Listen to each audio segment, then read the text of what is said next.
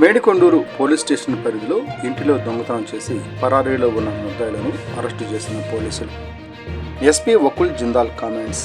గుంటూరు జిల్లా మేడికొండూరు మండలం పాలడుగు గ్రామంలో ఈ నెల 3/11/2025 తేదీ నాడు ఇంటి తాళం పగలగొట్టి దొంగతనం జరిగింది. ఇంటి యజమాని హనుమంతరావు ఇచ్చిన ఫిర్యాదు మేరకు మేడికొండూరు పోలీసులు విచారణ చేపట్టారు. దర్యాప్తులో పల్సర్ బండిపై 3 దొంగలు వచ్చి దొంగతనానికి పాల్పడినట్లుగా గుర్తించారు.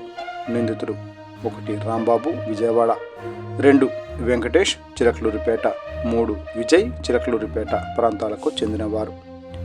నిందితులపై గతంలో దొంగతనాలు కేసులలో నిందితులుగా ఉన్నారు. 2పై రౌడీ షీట్లు ఉన్నాయి. వీరి వద్ద నుండి బంగారం మరియు వెండి ఆభరణాలు, 2 సెల్ ఫోన్లు స్వాధీనం చేసుకున్నాం. నిందితులు 3 లాడ్జిలో ఉంటూ దొంగతనాలు చేసే ప్రాంతాలను ఎంచుకుని రెక్కీ చేసి దొంగతనాలకు పాల్పడుతున్నారు. 3 నిందితులను రిమాండ్కు తరలిస్తున్నారు.